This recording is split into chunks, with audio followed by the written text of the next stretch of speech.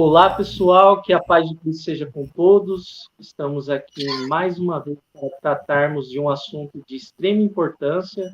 Estaremos falando acerca do relato da criação no livro de Gênesis. Está participando conosco o professor Leonardo Andrade, ele que é professor de hebraico, é um estudioso, é teólogo. Estaremos abordando esse assunto teológico. Desde já, eu quero passar a palavra para o Leonardo, que está se apresentando e falando também acerca da importância desse tema. Se os dias da criação são literais ou são simbólicos? Fica à vontade, professor Leonardo, está com a palavra.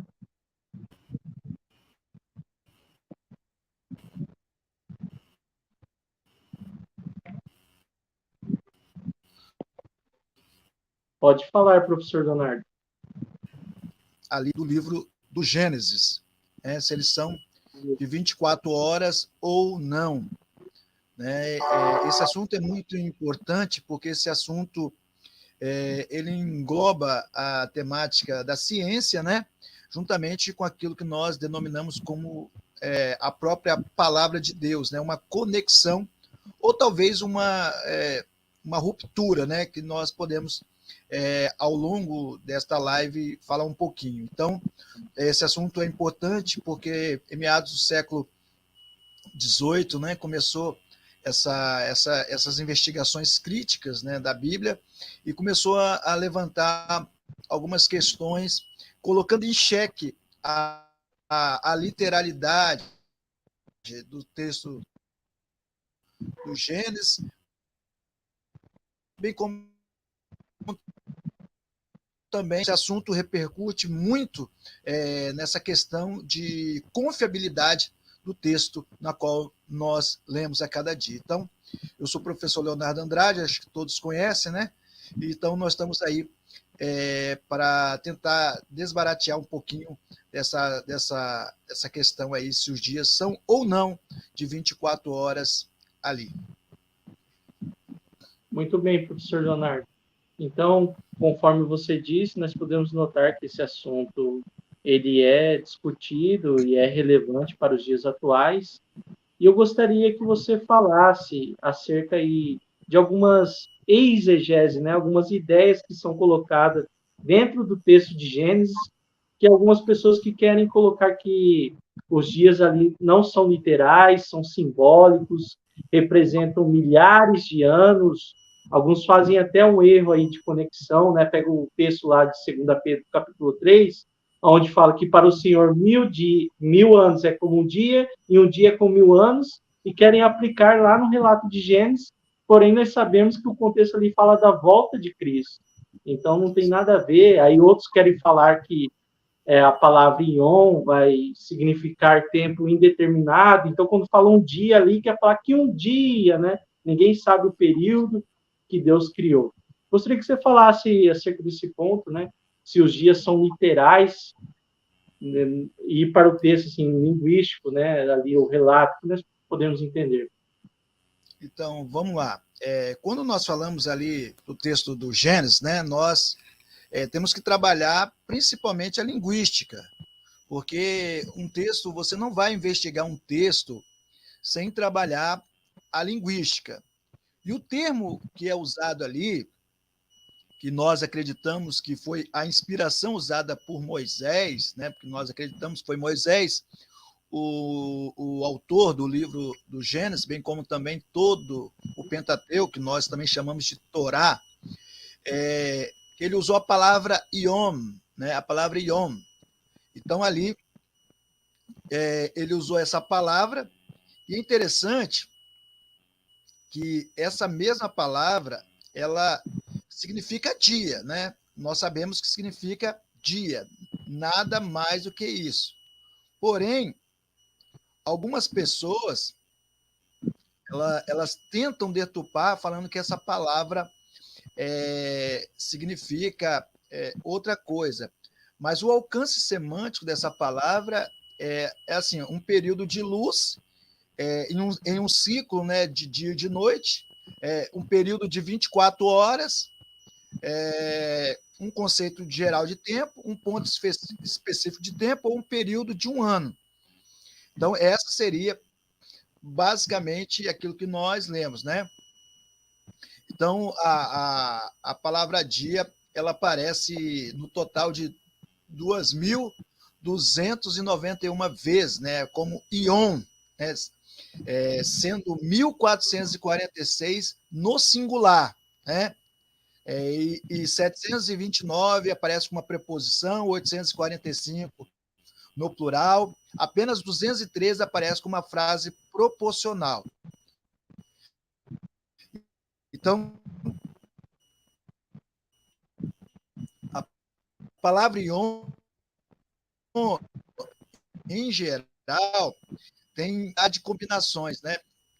A medir aos sintagmas, né? Que seria a união que forma essa palavra. Sempre quando você vê a palavra e ouve tarde e noite, né? E manhã, isso quer dizer uma formação de merisma, né? Uma conexão que vai significar algo. Então, daí a palavra ion também significando essa questão, né? Então, nós temos essa definição. Mas, no geral, a palavra ion sempre vai dar, linguisticamente, o tom de 24 horas. Então, sempre na Bíblia, ela vai ser usada como 24 horas. Dificilmente você vai ver, difícil, eu falo dificilmente com humildade, né? Mas não tem na Bíblia hebraica nenhum texto que associa Ion sozinho, né? Ele aparecendo sozinho, sem conectar a um dia de 24 horas. Então, Ion é, de fato, 24 horas. Então, semanticamente, linguisticamente, o assunto até poderia dar por encerrado. Porém, algumas pessoas tendem ainda a questionar essas questões, né? A palavra tempo, ela possui vários significados dentro da Bíblia hebraica. Apesar da Bíblia hebraica ser bem simples, no seu sentido de verbetes, que ela possui apenas 4.000 verbetes, então ela possui algumas palavras que dão essa ideia de tempo, como kedem.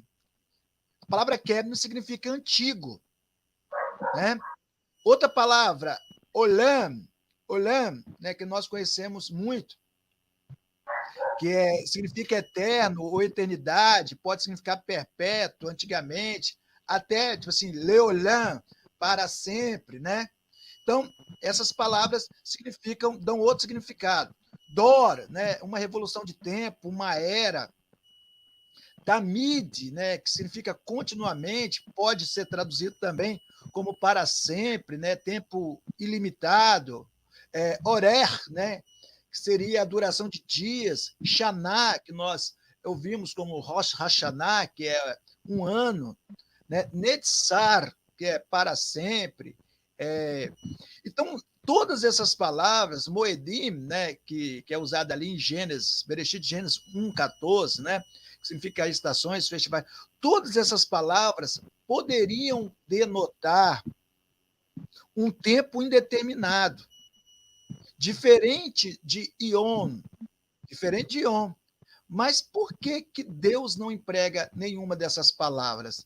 É porque, de fato, ele não queria que a interpretação fosse, senão, a de 24 horas. Se ele quisesse usar tempo, eras, ele usaria qualquer uma dessas palavras para, pelo menos, dar a suspeita de você pensar que não seria dias de 24 horas. Então, todas essas palavras aqui também favorecem linguisticamente, né? Teve uma pessoa que eu estive há pouco tempo no Vejam Só, e a pessoa me perguntou, escreveu lá, falou assim: mas não pode ser tudo resolvido linguisticamente. Tem que fazer análise filosófica. Deixa eu te falar uma coisa. Nem tudo nós resolvemos filosoficamente, não. E a filosofia ela não veio para ajudar, ela veio para atrapalhar mesmo, entendeu? Eu sou filósofo de formação, entendeu? E eu sei que a filosofia, por muitas vezes, ela vai colocar um descrédito em algumas questões, tá? Então, e esse tipo de questionamento não pode ser analisado através da filosofia, né? Então, vamos só reiterar essas questões, né? Aí, se Deus quisesse nos dizer que os eventos da criação ocorreram assim num tempo muito passado, haveria muitas maneiras, conforme nós já dissemos. Conforme assim, tem uma palavra chamada Iamim, né, que é o plural de Ion, que poderia ser sozinho, né? Então teria o significado de dias e noites, né? Vários dias e noites. Então não aparece essa palavra. Quedem, né? Conforme eu já disse, dias, né? E foi dias de antigamente, também não aparece. Olam, antigamente, também não aparece. Então, por que Deus não escolheu usar nenhum desses verbetes ou dessas palavras, desse substantivo? Então, nós vemos a clara inspiração divina em querer colocar na mente de Moisés dias de 24 horas sem dar margem para qualquer interpretação errônea, né? Então, nós temos outros fatos também, né? Dias, noites, tarde, manhã, sempre usados aí para significar essa questão dos dias de 24 horas, né? Então, não há margem para pensarmos que são eras, né, ou 1000 anos, conforme alguns fazem interpretação, associando o texto de Salmos, né, 90, e o texto de Pedro, quando dizem que o texto um dia para Deus é como 1000 anos. Nada disso, né? Porque 1000 anos traria uma série de fatos, até mesmo científicos, que causaria danos, né, no transcorrer da própria naturalidade das coisas, dos eventos que a própria Bíblia relata referente à natureza, dentre outras coisas. Então, não há margem para dias que não seja de 24 horas. Então, linguisticamente, eu vejo como impossível fazer esse tipo de análise, entendeu? Mas a gente irá decorrer um pouquinho mais.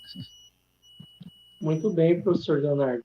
O que eu percebo, muitas das vezes, essa questão aí que o pessoal pega o texto lá de 2 Pedro, capítulo 3, eles ignoram o contexto que fala da volta de Cristo e também ignoram o contexto dos Salmos 90, que fala como é o tempo para Deus, né? Deus também nos ensina acerca do tempo, e querem aplicar no livro de Gênesis sem não levar em conta o contexto, tanto de Salmos e também do apóstolo Pedro.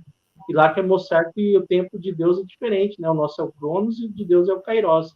E ali quer mostrar que Jesus ele não tarda, porque ainda que passe 2000 anos, para Deus é como se fosse um período de 2 dias. Então Deus quer nos ensinar sobre a paciência de aguardarmos o Senhor. Então agora eu quero entrar num ponto aqui que eu vejo que é muito criticado, não somente por ateus, mas também por crentes que são cientificistas, que acreditam em tudo que a ciência diz, apresenta, é esse ponto. A Bíblia ensina uma terra jovem, aí que a maioria dos cristãos e também judeus vai acreditar aí de 5.700 a aproximadamente 7.000 anos, mas uma grande parte vai dizer aproximadamente 6.000 anos. A Bíblia ela vai ensinar isso, a crença numa terra jovem, ela vai endossar essa crença. Então, sobre essa questão é muito interessante, porque a evolução ela data milhões e milhões e milhões de anos, né? Tantos milhões que eu nem sei quantos milhões, muitos milhões, né? E só que tem um problema. o método de datação de carbono 14 ele vai até 63 mil anos, não passa disso.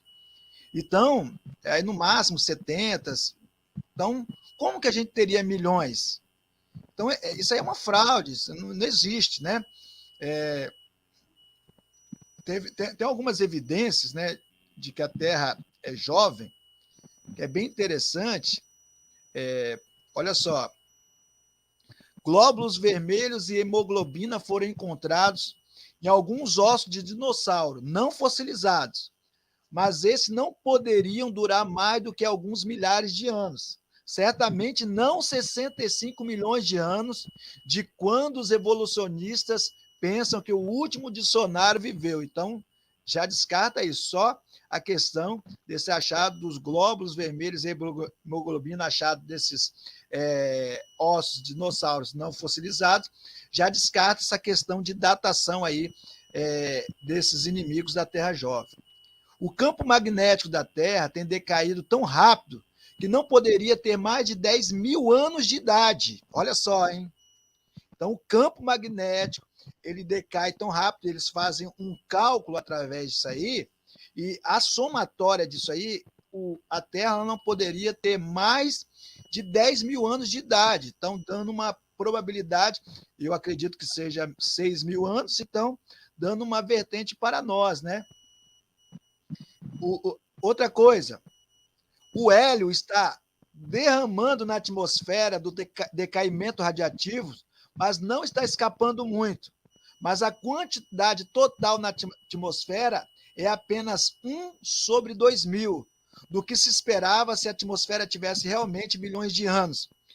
Este hélio originalmente escapou das rochas, isso acontece muito rápido, mas tanto hélio ainda está em algumas rochas que não poderia ter tido como tempo de escapar, né? Certamente não seria bilhões de anos, conforme a ciência diz. Então, já descarta outra questão aí, dando um favorecimento à Terra jovem, né? A Lua está se afastando lentamente da Terra a cerca de 1/4 de polegadas, ou seja, 1 centímetro por ano.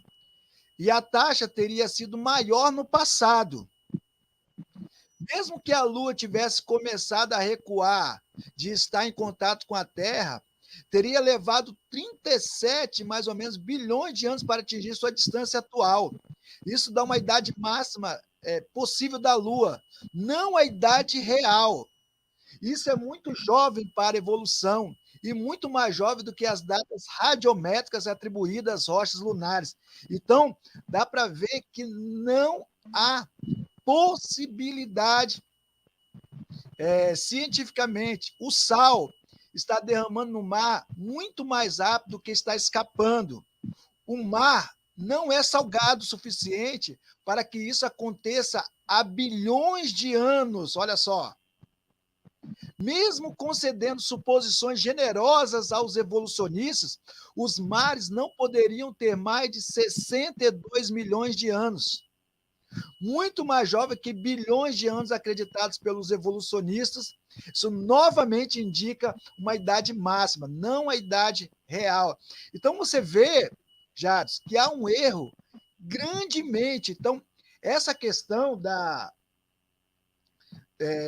dessa Terra velha, ela não se sustenta cientificamente, né? Não se sustenta. Então, nós temos vários né, componentes e material didático, referenciais teóricos, que dão veracidade a uma Terra jovem, né? Não propriamente uma Terra velha, como muitos explicam por aí, né? Teve um rapaz, só para voltar aqui, um rapaz falou bem assim,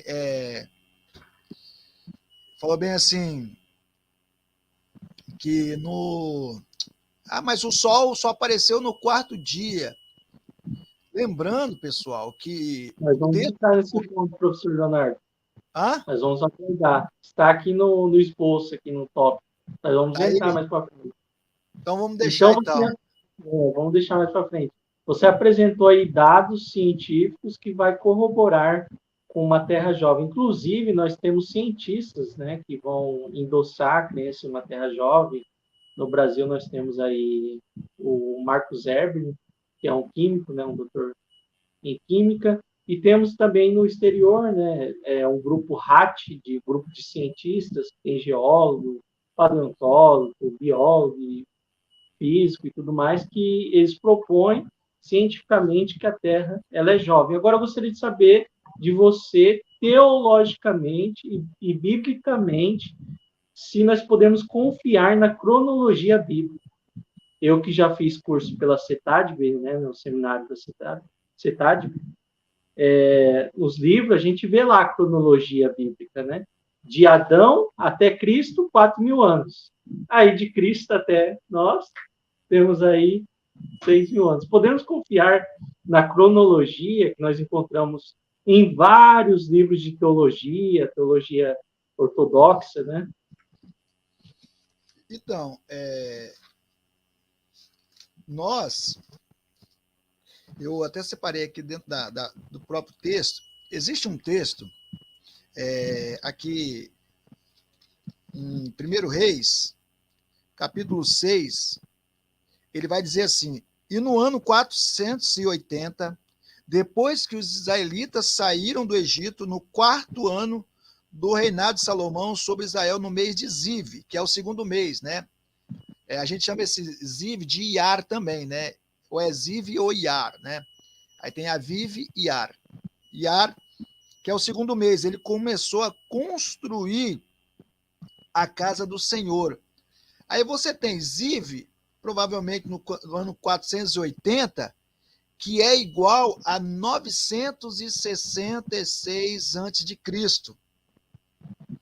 Aí você retrocede 479 anos, né, de 966 a 479 anos, que dá aproximadamente 1445, exatamente a data proposta do Êxodo, que nós, cristãos, acreditamos. Então, é perfeito essa cronologia.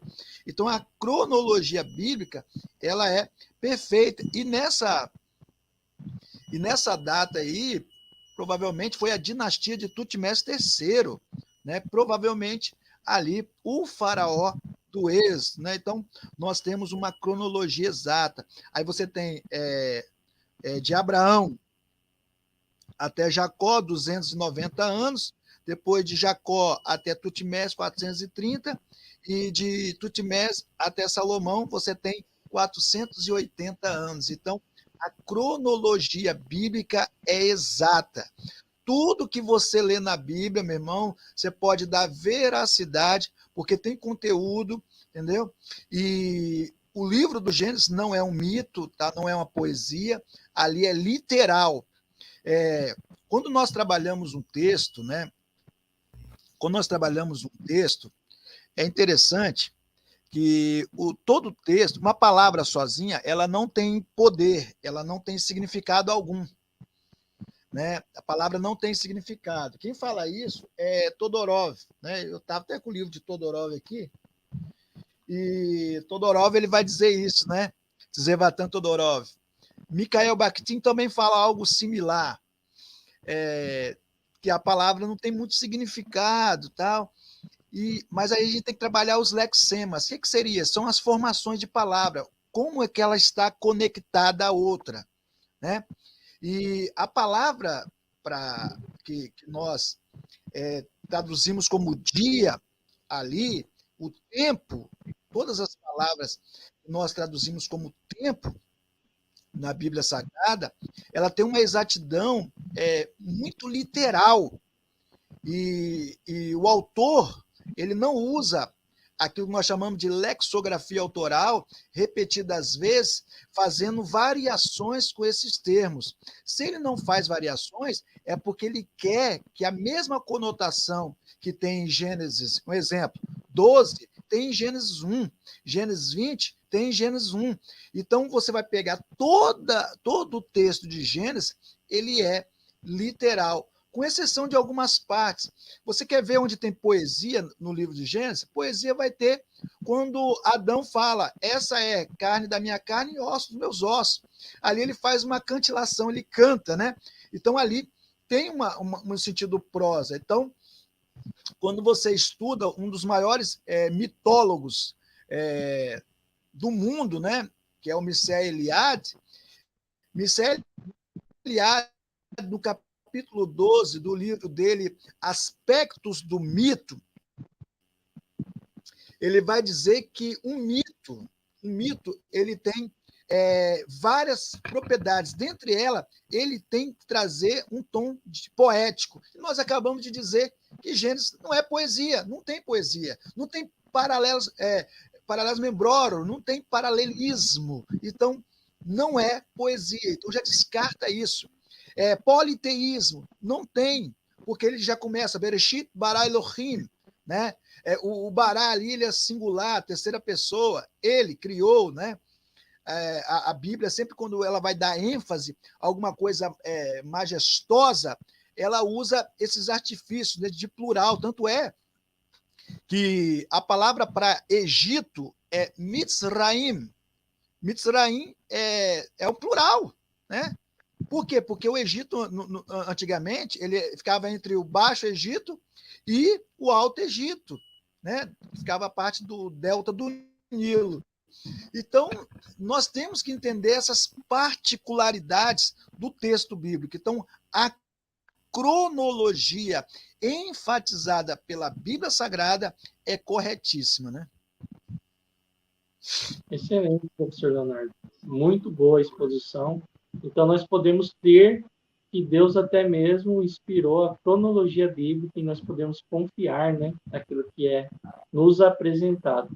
Agora, eu gostaria de entrar em um ponto aí que é debatido também, teologicamente, que é acerca se pode ser possível, né, ou ser verdade a teoria do hiato ou do intervalo, à luz de Gênesis, né? Ali eles dizem que de Gênesis 2, Gênesis 1, né, o versículo 1 ao 2, poderia ter passado aí algum período de tempo aí, que eles inventam até uma ficção, né, em cima dessa passagem aí, poderia ter caído Satanás, e aí acabou com a Terra, ali foi extinto os dinossauros, e cria um monte de coisa para colocar lá no texto. Você pode falar sobre essa questão aí, professor Leonardo? Vamos. Então, vamos lá. Vamos descartar essa questão da teoria do hiato primeiro, né? A teoria do hiato, ela não se sustenta de forma nenhuma. Vamos lá. Aí você tem... eu não sei se tem algum texto aqui da Bíblia hebraica, eu estava aqui. Na hora, assim, tudo some. Aí você tem o texto ali. Bereshit bara Elohim et hashamai ve'et ha'aretz. Ve'ha'aretz ha'etá torru vavor. Né? Ve'ha'aretz ha'etá. Aí você tem, e a terra? Nós sabemos que ali o sinal ali, se eu não me engano, é o revia, se eu não me engano, né? Não lembro. Ele pode mudar para um sinal, ele é um sinal disjuntivo. Então ele vai desconectar a primeira oração da segunda oração. Então elas não são juntas, elas não são conexas, né? Então nós já descartamos isso aí. Outra coisa, tem gente que fala assim, esse verbo, raetá, e a terra, mas a terra era sem forma, né? Aí você fala assim, raetá pode ser, Leonardo, tornou-se. Pode ser tornou-se. Aí eu queria saber qual hebraísta no mundo falaria isso, porque é impossível. Por quê? A palavra raetá é o verbo ser ou estar no hebraico. E ela está no tronco simples, né? No car, né? Na voz ativa. Para ela ser tornou-se, ela tinha que estar na voz assim, reflexiva. Aí você tinha que mudar ela para o tom nifal. Para o tom nifal, ela tem que apresentar um prefixo. Toda palavra no tom nifal, ela tem que apresentar um prefixo que é o ni. Então não seria raietá, seria ni raietá. E está assim no texto? Não. Então é impossível. Então você já descarta totalmente essa questão linguisticamente é impossível. Então a Bíblia hebraica, a própria Bíblia hebraica não dá margem para essa questão ali de teoria do hiato. Isso é uma, como é que eu vou dizer? Eu conheço linguistas sérios, Jadson, linguistas que se debruçam só na teoria da narrativa, e eles, sem brincadeira, nós debatemos, ficamos aqui batendo nessa tecla, mas eles riem disso aqui. Porque eles falam assim, é impossível, é impossível. Dentro de uma análise linguística, é impossível. Então, tipo assim, eles riem dessas coisas. Nós ainda que perdemos tempo aqui para falar aqui, aí às vezes tem uns abençoados no chat aí, falando outras coisas. Sempre assim, sempre tem esses negócios, né? Mas vamos lá. Então é isso aí. Então é impossível, né? A questão. Aí você falou da luz também, né? Sim. A luz, né? Igual eu falei com o pastor, meu amigo lá. Um abraço aqui, pastor Paulo Sérgio, excelente homem de Deus. Se nós tivermos algum problema em relação ao sol, nós vamos ter um problema na eternidade, porque em Apocalipse fala que lá não tem sol, entendeu? A própria luz do Cordeiro iluminava todas as coisas. Então, nós vemos essa possibilidade. Eu tenho um livro aqui, tá sumido lá pro fundo aqui, que é um livro de Cohen, e ele vai falar sobre essa questão da luz, né, dentro de uma ótica da perspectiva científica. Aquele Yosef Bitton também fala alguma coisa relacionada a isso. Então, todos eles vão falar que, sim, não há margem para você pensar ao contrário ou alguma coisa que não seja ali de fato como é, né? Então, tipo assim, não vai influir ou não vai mudar nada, né? Entendeu? Então, tipo assim, hã? Professor Leonardo, muitos crentes querem colocar limitação em Deus, como se Deus, sendo luz, ele não pudesse ou ele não tivesse o poder de sustentar as plantas antes do sol. Deus tem poder para isso. Eles Tipo querem assim, colocar Deus como criou devagarinho, há bilhões de anos, porque não leva a sério o que Deus ele apresenta no relato de Gênesis. Se eu não me engano, é chamar de anáforas, né? As plantas que recebem a fotossíntese, mas tem plantas que não são anáforas, entendeu? Acho que é isso mesmo, se eu não me engano, não lembro. Então, tem essas questões também. Então, nós temos que raciocinar, temos que pensar. Então, tipo assim, a Bíblia, ela não é um livro científico. Está longe de ser um livro científico.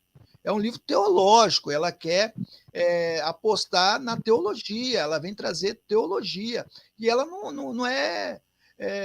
Ela não se explica muito, não. É você que tem que buscar ali algumas explicações e algumas respostas que ela pode te trazer, né? Outras respostas não vai te trazer, mas disso aí é bem claro. Assim, Deus é onipotente, onipresente, ele pode tudo, ele faz tudo, e com certeza nós temos que crer que a mão de Deus esteve presente em todo momento.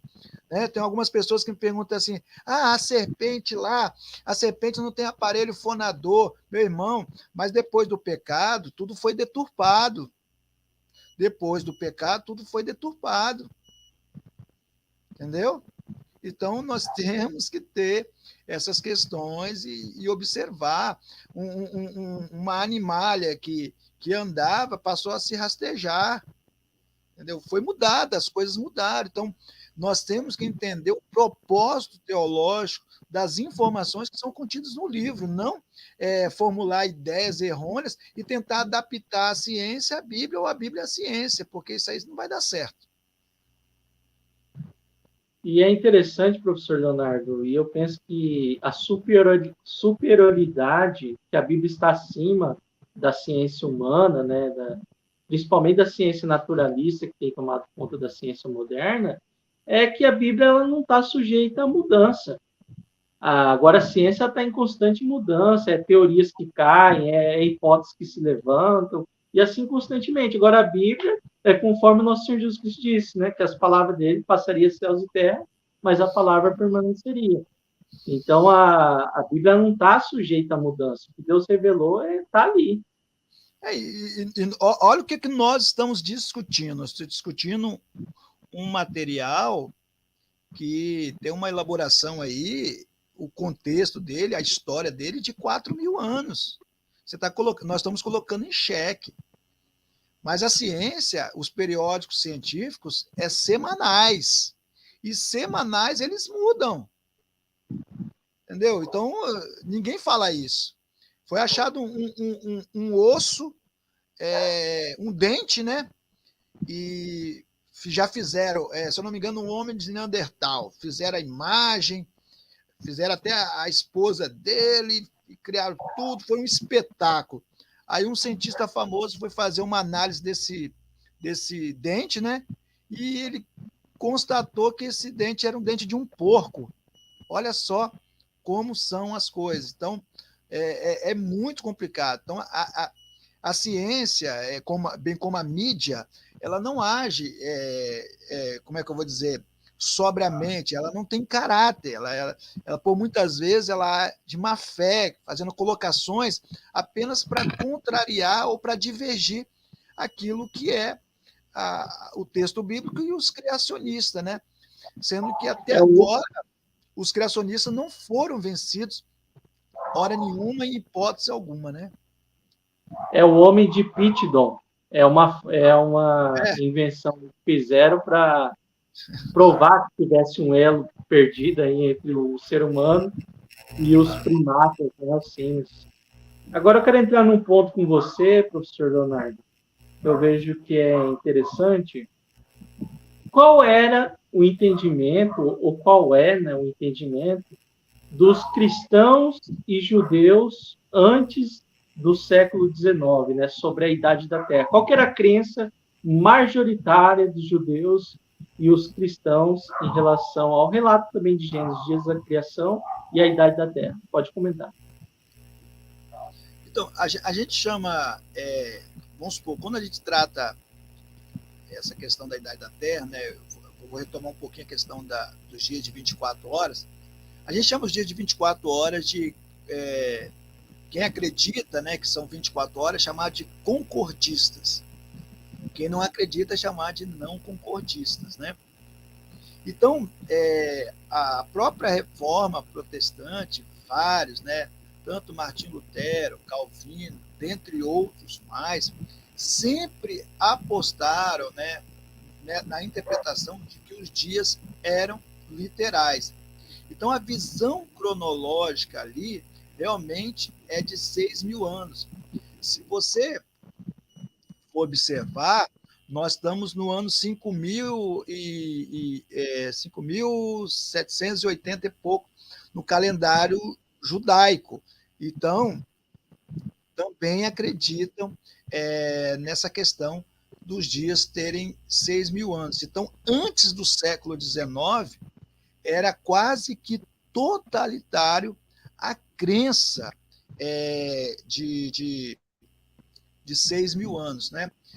Recentemente, um amigo meu, ele fez uma análise, né? Eu não tive ainda acesso à totalidade do estudo, foi apenas falando, ele não passou para mim ainda, mas ele vai passar.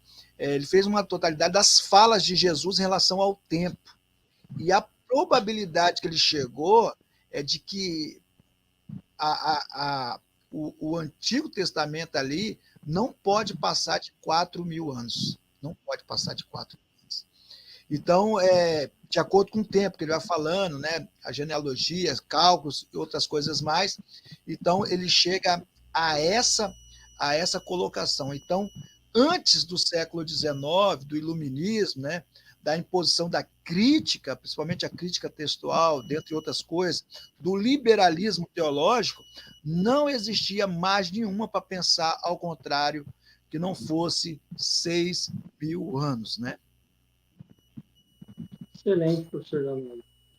Eu gostaria agora de entrar no ponto com você sobre a crença, né, que agora está ganhando espaço aí na cristandade, do evoteísmo ou criacionismo evolucionário. É a crença que tenta unir a teoria da evolução com o relato de Gênesis, como se fosse compatível. Eu gostaria que você abordasse um pouco sobre essa questão. Tem como ser compatível essa visão naturalista da teoria da evolução com o relato de Gênesis? Ao meu ver, não tem como, né? Os bilhões de anos você já demonstrou que não cabe. A questão de Adão e Eva ser primatas, né, símios, também não vai caber, porque Deus fala homem e mulher.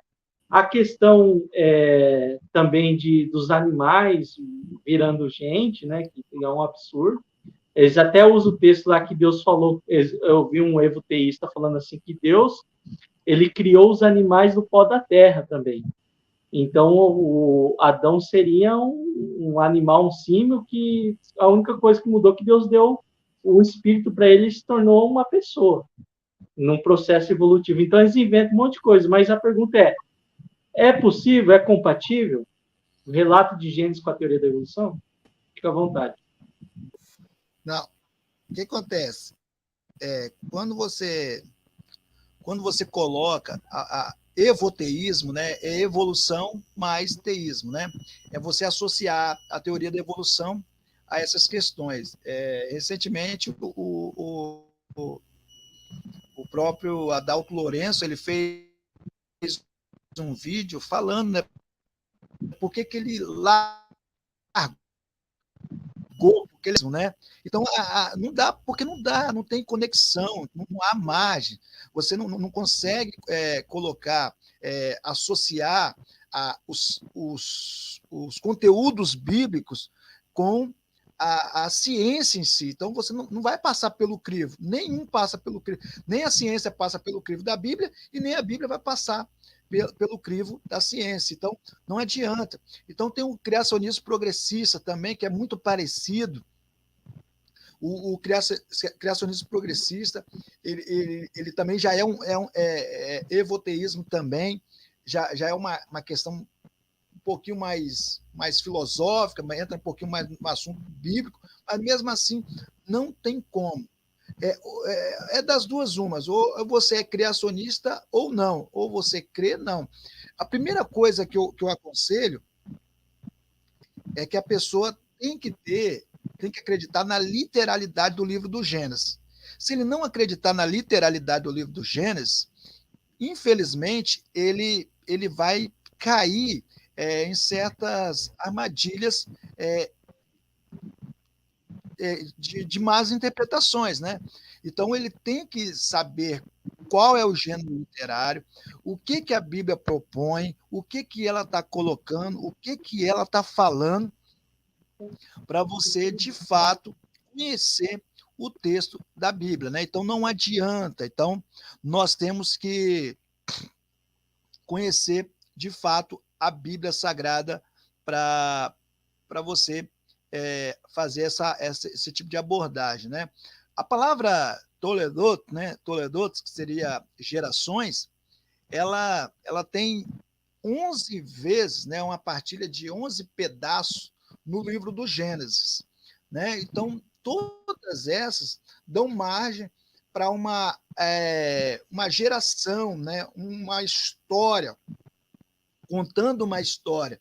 E isso é mais uma veracidade acerca do texto e da literalidade do texto de Gênesis. Você tem a característica linguística, né? As características linguísticas. Você tem o verbo no vecatar, né? Que você tem aquele no passado. No princípio, criou, aí o tempo perfeito. Criou. Aí você tem, depois disso, sempre o verbo no passado, vecatar, ele aparece uma série de verbos consecutivos, nós chamamos. Aí você tem Vaiomer, Elohim, Yerior, Vaerior, Vaiomer. Aí você tem Vaeri, Vaier, né?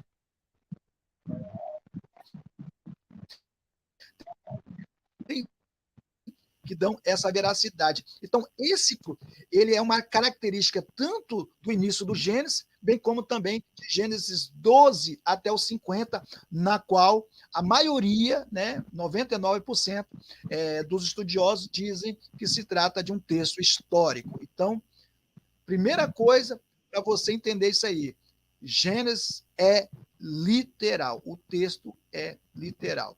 Então, não foge a essa parte. Né? Não tem surrealismo, não tem as características de mito, não tem as características de politeísmo, conforme empregados por Mircea Eliade.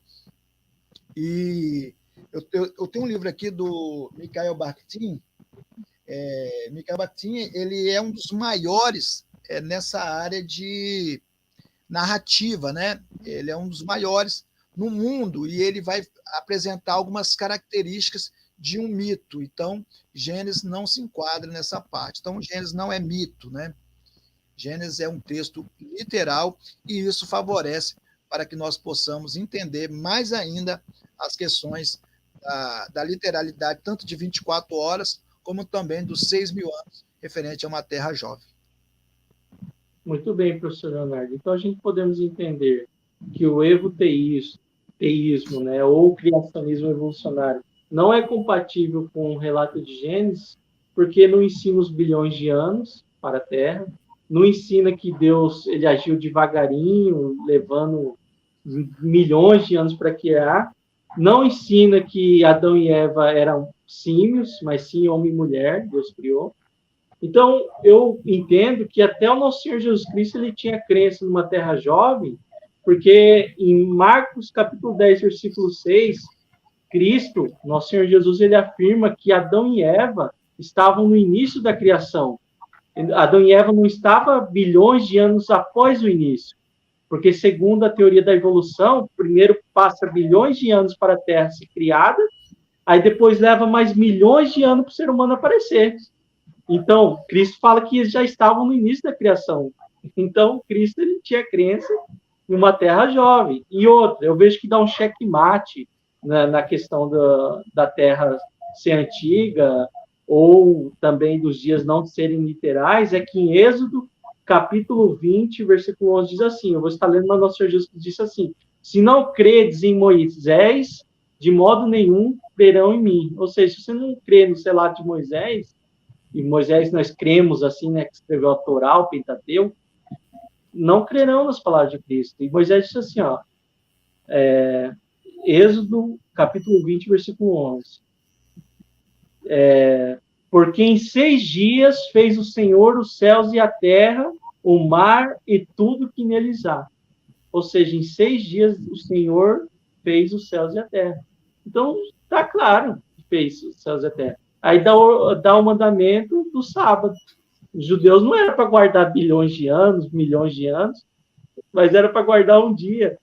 Então, encerra a questão, né, professor Leonardo? Claro. Os dias já tem cronologicamente, né? Você tem Yom Rishon, Yom Sheni, Yom Shlishi, Yom Ramishi, Yom Shishi, aí Shabbat, tudo certinho, tudo. Não tem essa questão de inventar muito, né? Então, tipo assim, tudo já está correto, é nós que pegamos, por muitas vezes, queremos deturpar ou divergir de uma coisa que está na cara, entendeu? Você acabou de falar aí, está na cara. Você pega o texto que você leu aí, você pega Êxodo, Shemot Êxodo 20, verso 8 a 10, ele vai falar do Shabat, né? Se o Shabat fosse de 1.000 anos, então a cada 1.000 anos você vai guardar o mandamento, então Nem estaria na terra. o verso 11 complementa, não, porque 6 dias, está falando um relato de 24 horas. Então, assim, toda a margem bíblica, linguística, o relato textual, né, os lexemas, né, a própria questão do merisma, quando você tem assim, e houve tarde, noite e manhã, essa questão aí é o merisma, né? Ou seja, é duas palavras que vão dar uma ideia de uma palavra ou de algo, né? Ali é uma referência a dia de 24 horas. Então, todo esse conteúdo, esse aparato linguístico, textual, ele favorece e muito, né, para a questão do texto de Gênesis ser 24 horas, e bem como também ao favorecimento aí de uma terra jovem, né? Teve um estudioso que ele fez um estudo da Bíblia hebraica, e para ver se Gênesis era literal, ele constatou que 99,997, se eu não me engano é isso, tá? 99,997 é literal. Se trata de um relato histórico. Então, aí você tem o texto de Bruce Waltke. Bruce Waltke também retrata essa questão, mais literalidade. Se você tem um camarada da envergadura de Bruce Waltke que vai atestar o que você está falando, meu irmão, é complicado você contestar, né? Mas aí você pega. Aí uma pessoa falou assim para mim: ah, mas Leonardo, você tem camarada como John Walton. Walton é importante para Walton não crer em 24 horas. Porque o método que ele faz é um método comparativo. Não depreciando a capacidade de Walton, que é extensa, mas Walton não é um Bruce Waltke. Walton, ele estuda a etiologia, não a linguística, a cultura dos povos orientais antigos, né? Bem como os tratados, os textos e os documentos, não a linguística, né? Tanto é que quem faz algumas traduções para ele não é ele mesmo já falou isso. Então, Walton tem uma capacidade enorme, é muito bom, porém, não é ele. Então, eu vou competir Walton com Bruce Waltke. Não dá para competir nessa questão de linguística, de análise do texto hebraico. Isso aí não dá. Entendeu? Bem como também eu não ia discutir uma análise que Walton faz, etiológica, de um texto sumeriano, e com Bruce Waltke, porque então tem essa discrepância. Então, não dá, assim, quando você for analisar ou falar assim, mas tem fulano de tal, olha qual é o estudo dele, o que ele estuda, o que ele acha, qual é vamos supor, a especialidade dele, se a especialidade dele é essa ou não. Porque tem gente hoje, o problema hoje é WhatsApp, porque nós temos doutores em Googleologia e doutores em YouTubeologia. São os formados. Eles não debatem ao vivo, eles não, vamos fazer aqui mesmo no WhatsApp, vamos fazer aqui aquela sanha terrível de querer debater em WhatsApp. Por quê? Porque no WhatsApp ele está com o celular ali na mão. Eu estou aqui porque eu estou fazendo olhando direto no negócio. Mas ele está ali com o celular na mão, investigando, tá, na mesma hora, ao vivo mesmo, ele não tem coragem, ele não faz, entendeu? Então, assim, nós temos que tomar cuidado. Nem todo mundo. Eu conversei com uma pessoa, eu coloquei acho que foi uma entrevista que eu fiz aqui mesmo, contigo. Aí eu falei alguma coisa sobre Gênesis literal, alguma coisa assim, e o camarada falou assim, o camarada se diz judeu, mas ele não sabia sobre. Aí eu perguntei para ele, vem cá, só me explica aqui. Ele falou assim, não tem como Bereshit e tal. Aí eu falei assim, vem cá, para que serve o Tahá? Aí ele não sabia. Eu falei, você não é judeu, rapaz? Como é que você faz a cantilação aí na sinagoga? Então, olha, Jadson, o grau de. E eu vejo nos grupos as pessoas ouvindo um camarada como esse.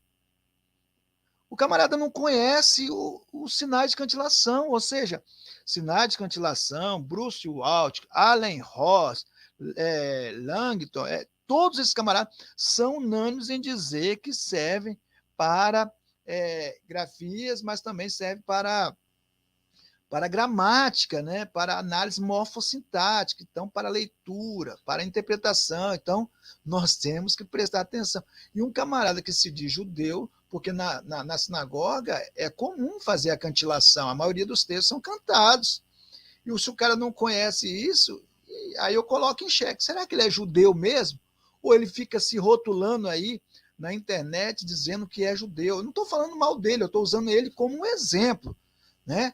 Então, temos essas problemáticas hoje no Brasil, nesses grupos de WhatsApp. O próprio seu amigo lá, quando nós fizemos um debate, ele colocou um texto lá do Enuma Elish. Quando ele colocou o texto, eu vi que o texto estava errado. Não estava escrito Enuma Elish. Estava errado. Além de estar errado as letras, o texto estava escrito da direita para a esquerda, conforme escreve o hebraico. Mas o acadiano se escreve da esquerda, normal, para a direita. Então, o cara queria mudar até a ordem da escrita do acadiano.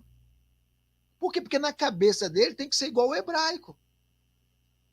Entendeu? O cara, sim, não sabe o mínimo, porque o mínimo, primeiro, é você saber a ordem da leitura.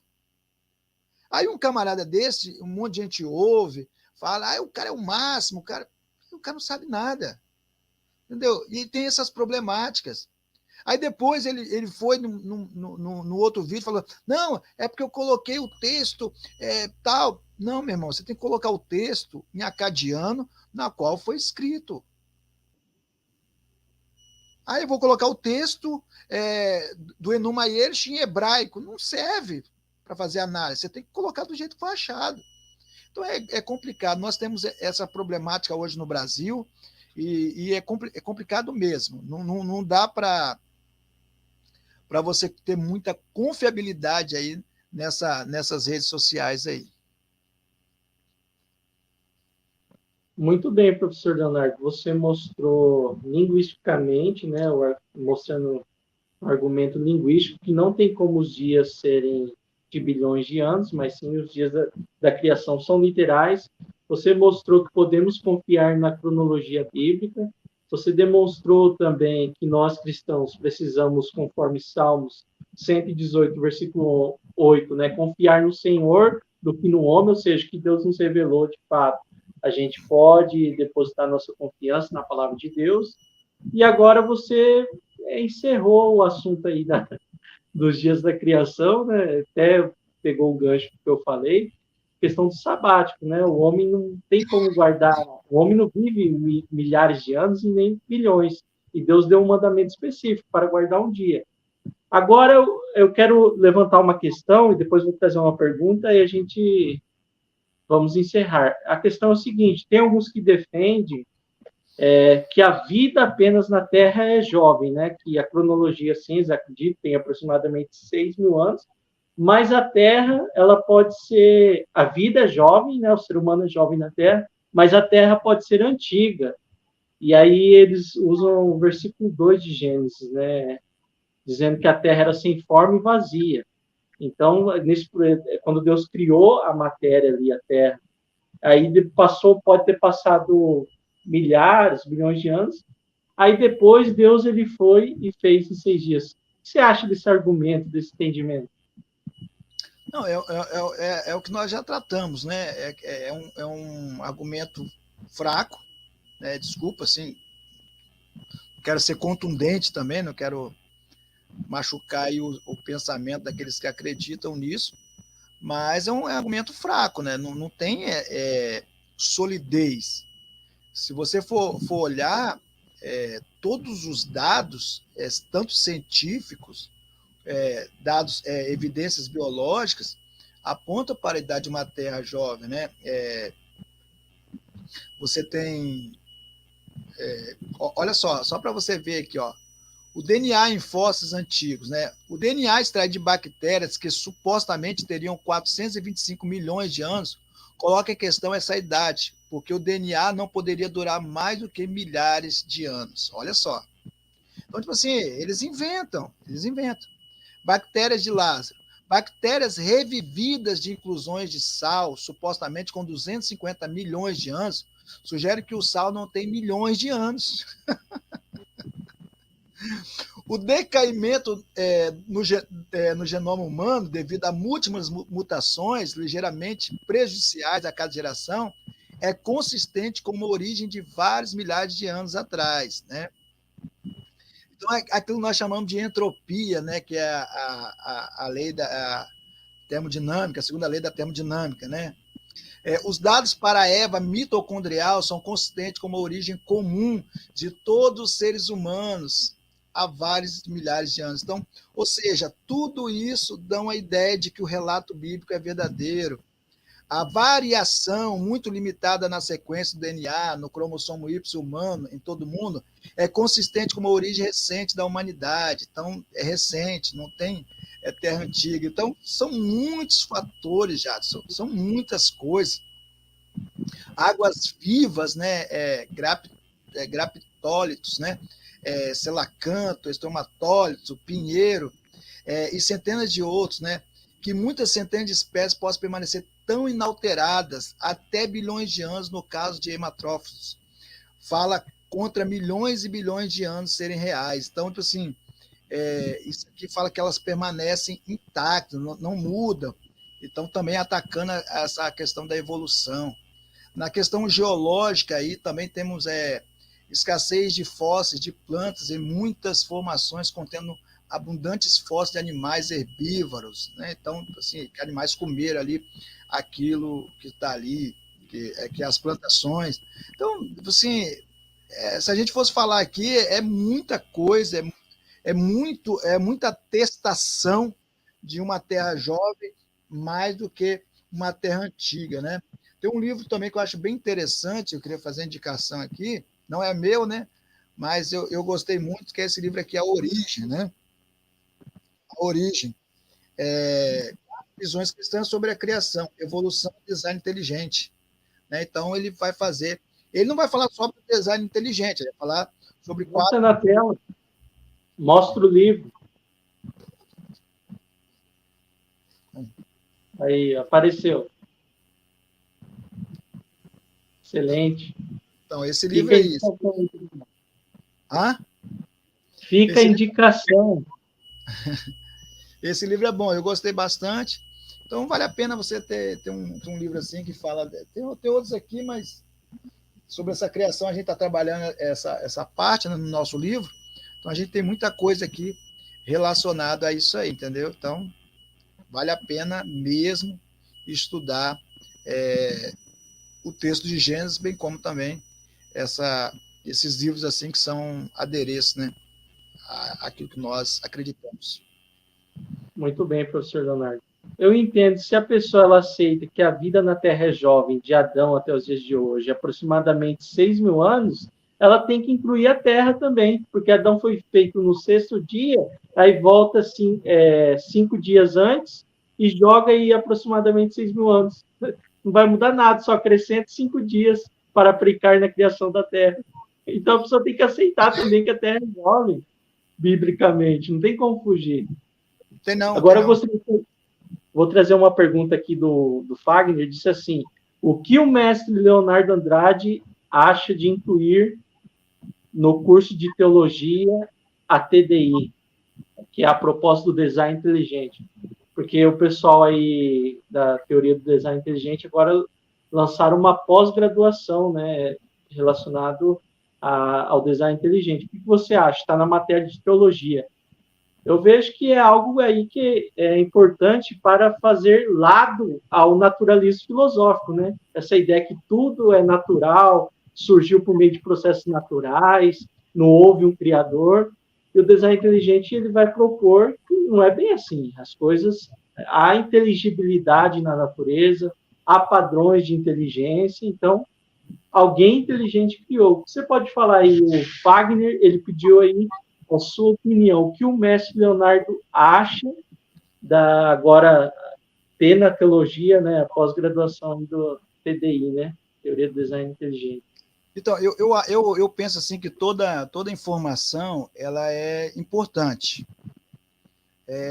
Eu estava ouvindo hoje um debate, né, político, e as pessoas reclamando que, na maioria da faculdade pública, o movimento é esquerda, é progressista. Porém, o movimento de direita não faz nenhum movimento dentro da faculdade. Por isso que eles crescem. Então, é a mesma coisa a questão do criacionismo. Então, eu acho que salutar, sim, deveria ter matérias afins à criação, também todo tipo de informações que poderiam solidificar e dar uma ideia aí de que nós possamos entender um pouquinho melhor a Bíblia Sagrada, né? Então, há uma diferença do criacionismo bíblico para a proposta do design inteligente. Eu sou criacionista bíblico, ao professor Leonardo, e acabou caindo, mas eu colocarei ele já já. Então, há uma diferença, irmãos, entre o criacionismo bíblico e a proposta do design inteligente. O criacionismo bíblico parte de uma conclusão que o Deus da Bíblia criou o mundo em 6 dias e no sétimo finalizou a sua obra e busca dados, na realidade, que vai corroborar com o relato de Gênesis. Agora, os expoentes do design inteligente, eles começam do mundo natural para chegar à conclusão que alguém inteligente criou, porém não apresenta quem criou. E existem pessoas, expoentes do design inteligente, que vão até acreditar que foi alienígenas, não fala quem criou. Agora, o criacionismo bíblico parte do relato de Gênesis. Então, há uma diferença. Eu acredito no criacionismo bíblico, porém, eu vejo que é importante o design inteligente fazer lado aí a proposta da teoria da evolução que é ensinada nas escolas. Professor Leonardo, agora eu gostaria aí que você fizesse uma propaganda dos seus livros, do seu canal. Pessoal, estarei deixando aqui na descrição desse vídeo o debate do professor Leonardo. Ele esteve no Vejam Só discutindo esse assunto. Se os dias da criação são literais, estará na descrição do vídeo. Então, professor Leonardo, fica à vontade para fazer uma propaganda aí dos seus materiais, do seu canal. Então, pessoal, esse aqui é o meu livro, né? Manual de Cultura, Costumes e Tradições dos Tempos Bíblicos.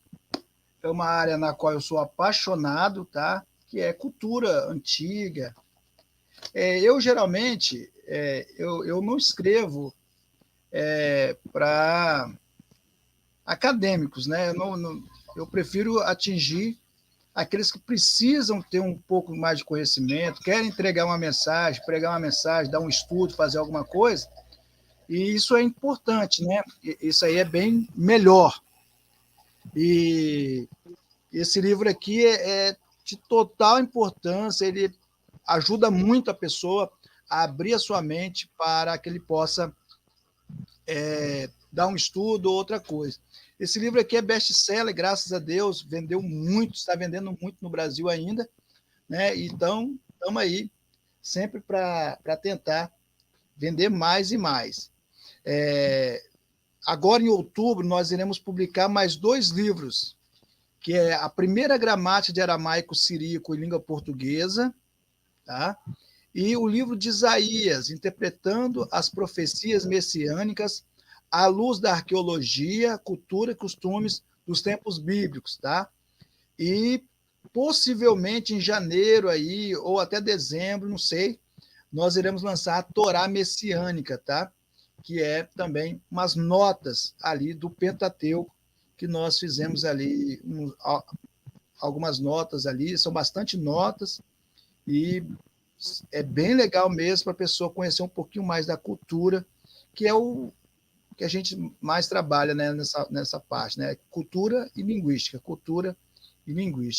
tá bom? Essa Torá, só para você ter ideia, ela vai ter uma iniciação ao hebraico bíblico, então você vai já conhecer um pouquinho do hebraico, já para ler alguma coisa, então vai ser uma coisa assim, de louco mesmo, não tem nada igual no Brasil não, tá? E não vai ser caro, né? Porque a editora que nós trabalhamos, ela faz um trabalho bem interessante, O negócio dela é atingir mesmo as pessoas mesmo no Brasil todo. Excelente, professor Leonardo.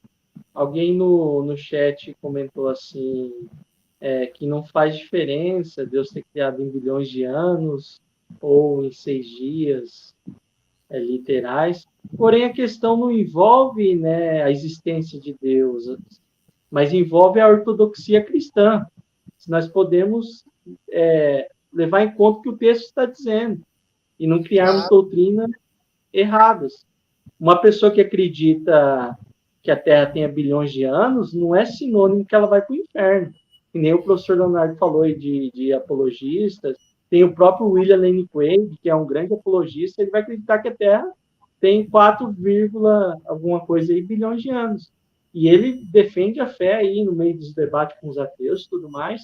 Porém, linguisticamente, como apresentou o professor Leonardo, é um ensinamento errado acreditar que a Terra tem bilhões de anos, porque a Terra ela é jovem segundo a Bíblia.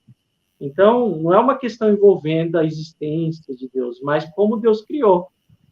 Como está no relato de Gênesis, ou é como é acreditado pelos naturalistas que precisam do tempo para defender a proposta que o homem evoluiu da ameba e assim por diante, peixes, depois anfíbios, répteis, até chegar ao ser humano. Essa loucura que os naturalistas propõem. Então, envolve a ortodoxia, né, professor Leonardo? claro, com certeza. Então, é melhor você crer na Bíblia, no relato bíblico, do que crer numa adaptação de uma conexão entre ciência e Bíblia, entendeu? Que é totalmente desconexo, né? Então é melhor você crer o que a Bíblia está falando. A Bíblia está falando é aquilo mesmo. Claro que deve ser interpretado, mas eu prefiro a Bíblia. Eu sempre com a Bíblia. Excelente, né? O Charles Spurgeon vai dizer assim que na Bíblia contém o que os homens odeiam. A verdade, né? Porque quando a pessoa ela encontra que Deus de fato criou um casal humano que descende toda a humanidade, não tem como ela aceitar o evolucionismo, porque não é algo compatível. Inclusive, os evoteístas, os adeptos à teoria da evolução, de Deus guiando tudo devagarinho, errando e acertando, eles ficam bravos com criacionistas que levam a Bíblia, Gênesis, como literal ali, como Deus criou, né, de fato, de criação. Mas, Igual, igual o Apologos falou aqui, ó. Afeta na soteriologia, afeta na armatiologia, afeta mesmo. Assim, essas questões afetam muito o texto bíblico. Tanto é que no debate lá, eu falei isso, como que você vai conciliar? Não tem nada a ver. Tem sim, porque é difícil você conciliar. Adão viveu 930 anos. Aí são um período de 1000 anos, e aí? A Bíblia Dake, ela tem uma página que ela trata por que os dias ali são de 24 horas. Vale a pena também, quem tiver a Bíblia Dake aí, ó, pega e dá uma lida lá, porque é muito interessante, entendeu? Faz uma abordagem muito assim, profunda em relação a isso aí. Então, vale a pena também estudar a Bíblia Dake, que tem uma parte dela lá que estuda os dias da criação, né? Não os 6 dias da criação.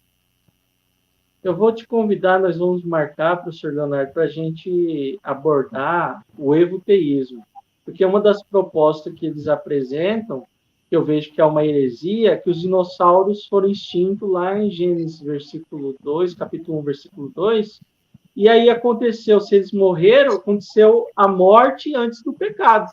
E aí o apóstolo Paulo vai dizer o quê? Que o pecado entrou por meio de Adão, a morte, né? Então, como que vai conciliar? O dinossauro morreu, entrou a morte lá, e aí o apóstolo Paulo fala que veio por meio de Adão. Então, já é um problema doutrinário, já é uma questão teológica que é um problema aí para a crença do eteísmo.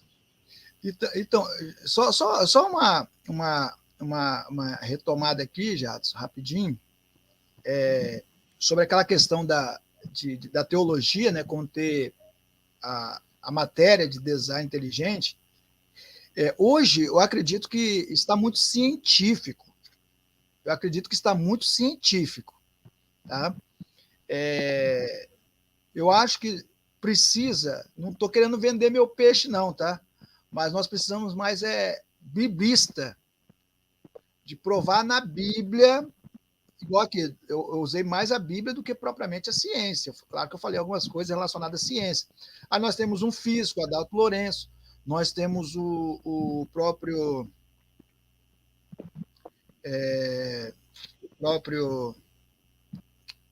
Marcos Eberlin, que é químico. Então, nós temos, mas não temos um biblista, um linguista que vai tratar esses assuntos da maneira que eu estou fazendo aqui, entendeu?